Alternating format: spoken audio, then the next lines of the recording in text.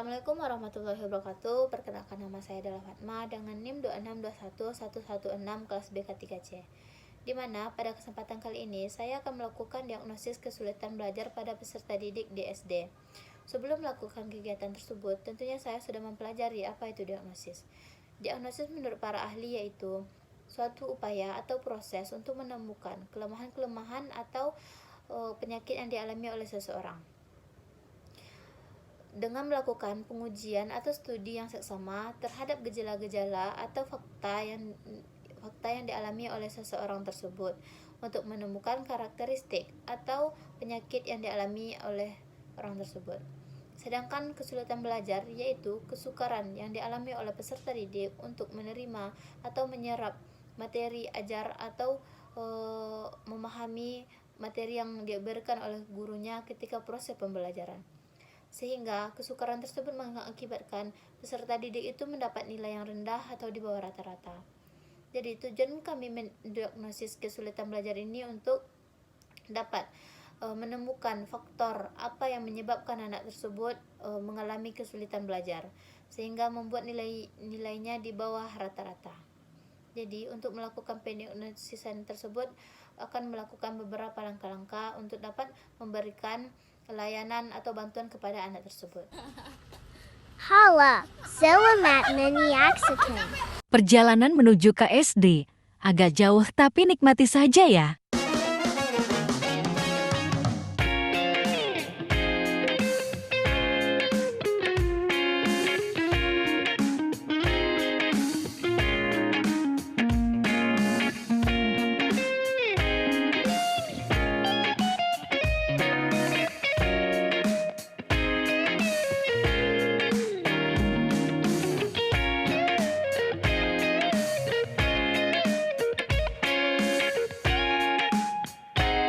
Lama ya perjalanannya? Maaf ya, soalnya pemandangannya indah. Jadi mubazir kalau gak di videoin. Sudah terlihat pelang XD-nya. Sebentar lagi sampai kok, sabar ya.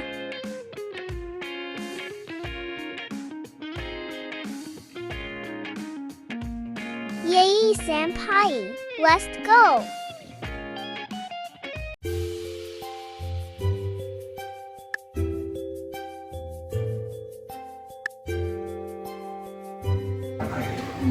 Surat tugas mata kuliah kan dari universitas. Jadi kalian jurusan apa? Jurusan BK. Jurusan BK. BK untuk SD. Ada salah satu mata kuliah pelajaran Tapi di SD kan. Jangan boleh. Kemudian tugasnya nanti yang pertama ini mewawancarai di kelas 1 sampai kelas 6. Apakah semuanya langsung atau ini kelas 1, kelas 2, kelas 3, 4, 5 dibagi? Berbincang ada langsung. Kalau ketemu dulu kelas 1 udah ada di kelas atau mesti di kantor. Atau perlu buat entar, gimana? Jadi ya, ya. Silakan, ya. musiknya lebih 17 apa? Iya.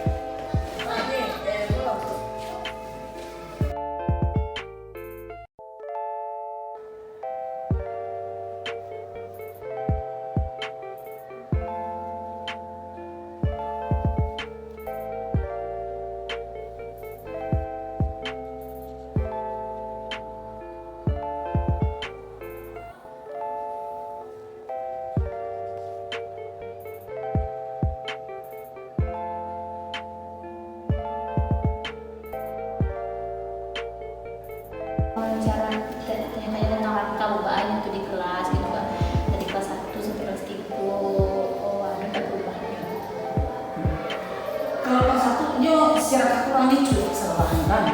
Maksudnya kalau guru menerangnya tak akan mencari dulu, ini tidak akan memperhatikan. Itulah sifat Siraka itu tidak akan memperhatikan. Dia sibuk dengan dunia, sibuk tangannya main ketik-ketik tetap. Jadi dia tidak anak tidak fokus dia kepada belajar itu. Kepada pertanyaannya cuma cuy saya yang bertanya tu buat apa tariknya. Tidak namanya tu tidak fokus macam gitu.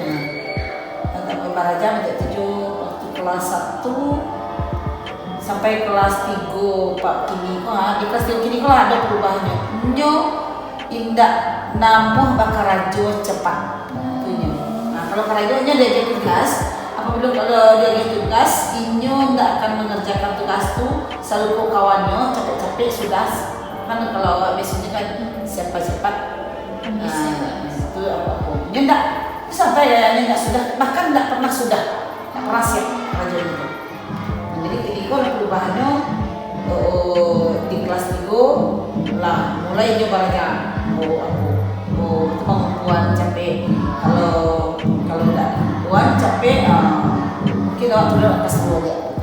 Jadi itu hukuman kayaknya gitu.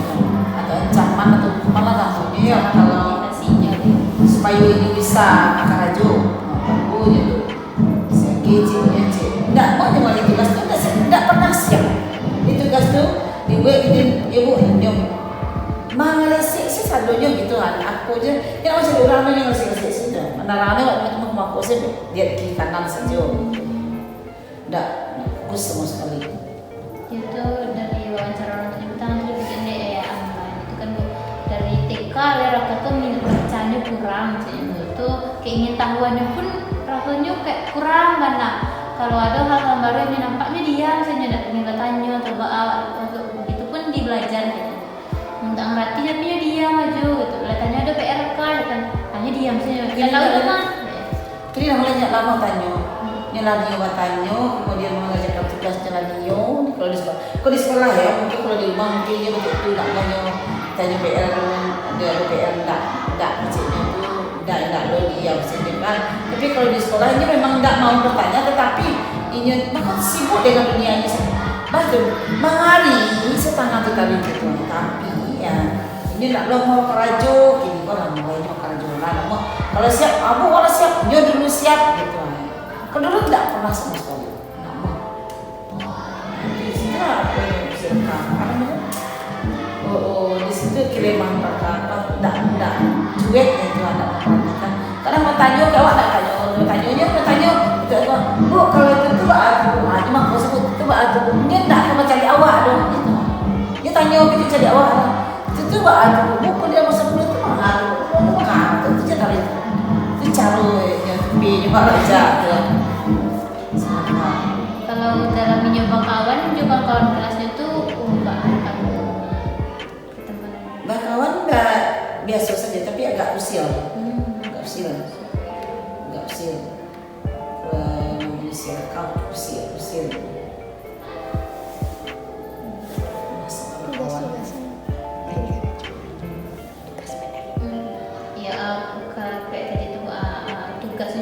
tugasan pegawai bagi tugasnya PR yang dari rumah dia dikumpulan yang dari terakhir Kini lah lain, dulu enggak, kini lah lain. Soalnya ibu kalau udah PR keluar. Dia mau kerja di luar silakan. Kalau enggak mau kerja di luar PR. Jadinya lain takut hijau yang dikecil. Dia takut hijau. Kalau pulang, usul pulang, tinggal PR jepit pulang. Jadi PR tidak ada tinggal gitu. PR ada tinggal. Kalau salah dia cepet-cepet salah. Oh salah PR kau buat salah gue. Oh dia cepet-cepet ngecek kau salahnya. Berarti disiplinnya aja apa yang gue jadinya. Iya. Ada tinggal lo, harus gue. Kita tahu mama sikap makan ini. Soalnya laju saja punya kalau cuek yang lecik lagi kau tu tambah tak maju jadi. Ini sulit dengan di dunia mengalir panjang sana kali biasanya Ini tak mau diam. nggak mau diam gitu.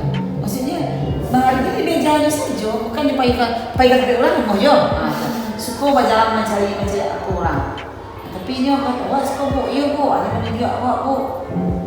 Kita ke situ duduk, kalau nggak udah keluar. Nah, itu sejak anak. Jadi kita duduk sini, tapi duduknya lain gitu. Namanya tuh. Ya harus seperti itu. Nampaknya kayaknya udah ibu serang kalau malam-malam gitu. Udah ibu raka, yang sulit saya gitu. Kayak jangannya ibu ngecek. Rakanya ibu tidak mau itu kari boleh ya, ibu takut. Ya harus dikajiannya gitu. Kalau dikajiannya akan dunianya apa Lingkangnya. ya. Ini jangan tanya tentang Kak. Masih Bu. Kan kemarin kan ada kan Kakak mau nanya gimana sih Raka di kelas? Dulu kelas 1 sama Raka. Awalnya Raka tuh baik nggak? Jadi ya. Iya iya.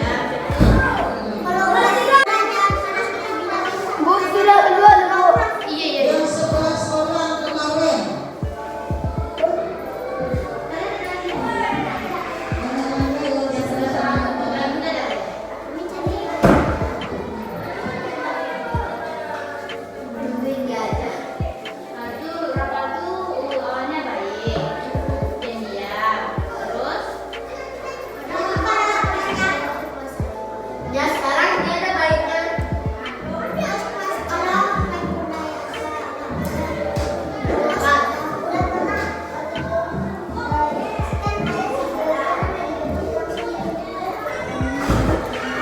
Laki awak kan itu dari TK-nya lah nampak minat bacanya tuh kurangnya, lebih aktif, lebih banyak ke motorik kasarnya, beraktivitas kayak berlari apa itu tuh lebih apunya. Tapi kalau untuk membaca maupun minat bacanya kurang banyak kalau si Raka. Jadi untuk bahasanya kurang gitu, pengembangan bahasanya. Kalau kognitif tuh dek karena udah ada minat baca tuh otomatis kognitifnya nggak ada gitu, jadi pengetahuannya kurang gitu. Dan itu memang memakui sama Bu Mary bagi cianyo si Raka aku kalau membaca memahami ku payah, ini membaca sekedar membaca saya, jadi memahami arti kata-kata tuh nggak bisa gitu. Padahal kelas 3 kan, nah itu yang tapi akhir-akhir ku kayaknya disuruhnya membaca satu paragraf, coba cerita sama dia apa tuh. Alah mulai bisa nyo, cuma dalam bahasa inyo gitu, istilahnya perbendaharaan katanya kok kurang gitu. Apa tuh misalnya kok kata-kata yang baru dikenal itu kadang nggak ngerti dong. Misalnya kadang-kadang kelas 2, kelas 3 kok hari itu ada reboisasi apa tuh, yo agak-agak aneh lah, nggak tahu ini suruh. Karena ini pun kadang-kadang anak mau bertanya, rasanya pun kurang gitu. Kalau si Raka kelemahannya kalau memacanya beda tahu lah, cobalah kak teliti dulu. Gimana tak kelemah. Ya tapi kan ibu kan pasti memantau kan Bu Ba perkembangan Raka gitu. Mbaknya kalau pulang sekolah tuh pasti ada nggak bilangnya kayak aku pelajaran Raka hariku gitu. Lain, kadang ini tak pernah ingat. Lain. Karena lain tadi Maluku kak, kadang tanya ada PR kak. Dulu kak karena lu di rumah. Tapi kalau ngaji ini kan ada PR tuh tadi itu. Jadi kalau ngaji ada lah, ini kan aja malam. Kadang-kadang lah malam tuh kayak tadi pagi apa kayak tadinya kan sikat gigi. Baru tadi malam baru dibaca. Jadi dari hasil yang saya dapatkan, mulai dari identifikasi kasus kesulitan belajar sampai dengan identifikasi masalah kesulitan belajar, sampai dengan mewawancarai guru, mewawancarai teman-temannya, mewawancarai orang tuanya, hasil dari pengolahan AUM, FKPMP, sosiometri, dapat disimpulkan bahwa Raka mempunyai kesulitan dalam belajar itu dipengaruhi oleh 2 faktor. Yang pertama itu faktor internal, itu karena minat baca Raka itu yang sangat kurang, dan dikatakan oleh orang tuanya bahwa dari TK dia sudah terlihat kurang minat dalam membaca, dan dia itu lebih tertarik kepada motorik kasar. Yang kedua itu sering merasa tidak sehat. Dari kesehatan Raka pun, Raka anak yang lemah, anak yang mempunyai imun yang kurang kuat. Yang ketiga itu kurang bisa memaknai kalimat, karena Raka baru lancar membaca sehingga dia lebih terbelakang dari teman-temannya yang sesama di kelas 3, sehingga ketika dia membaca kalimat tersebut dia hanya membaca, tidak dapat memaknai kalimatnya. Yang keempat itu malas mengulangi pelajaran di rumah. Raka anak yang mempunyai potensi untuk berprestasi, tetapi dia adalah anak yang malas untuk mengulangi pelajaran di rumahnya, dan itu pun disebabkan oleh faktor eksternal. Yang kelima, Raka adalah anak yang cuek dan bodoh amat, itu pun disebabkan oleh masalah eksternalnya. Yang kedua itu faktor eksternalnya. Yang pertama itu pengalaman masa lalu, karena di masa lalu Raka mempunyai pengalaman yang sangat tidak enak, sehingga dia menjadi anak yang pendiam, anak yang pemendam apapun yang dia rasakan. Yang kedua, perhatian dari orang tuanya yang kurang. Ketika Raka masih berumur kecil, dia mempunyai adik, sehingga dia tidak mendapatkan kasih sayang yang penuh, dan ketika dia memiliki rasa ingin tahu yang tinggi, itu tidak tersalurkan karena dia mempunyai adik yang kecil yang harus diurus oleh orang tuanya, dan orang tuanya pun tinggal berbeda tapi tidak berpisah karena ada pekerjaan yang tidak dapat ditinggalkan oleh orang tuanya. Yang ketiga, faktor lingkungan, karena Raka ini bergaul dengan teman yang bukan sebayanya, sehingga ketika dia berteman dengan seusianya, dia melupakan segala sesuatu yang harus menjadi tanggung jawabnya, seperti mengerjakan PR, bermain sampai lupa waktu, sehingga orang tuanya pun sering marah kepada dia ketika main lupa waktu atau main yang berbahaya. Yang keempat, sering melihat saudaranya yang kena marah. Karena Raka ini anak yang pendiam, itu bisa disebabkan juga oleh faktor karena dia sering melihat orang tuanya memarahi saudaranya, sehingga dia menjadi anak yang pendiam, anak yang tertekan, dan itu pun sudah diberitahukan oleh orang tuanya bahwa mungkin itu kesalahan dari orang tuanya, tetapi orang tuanya sebisa mungkin akan mengurangi hal tersebut. Dan orang tuanya juga meminta bahwa anaknya mempunyai karakteristik yang berbeda-beda dan juga akan mendidiknya secara berbeda-beda. Mungkin hanya itu yang dapat saya simpulkan. Selanjutnya saya akhiri. Assalamualaikum warahmatullahi wabarakatuh. Sekian dulu ya videonya. Sampai jumpa lagi. Dadah.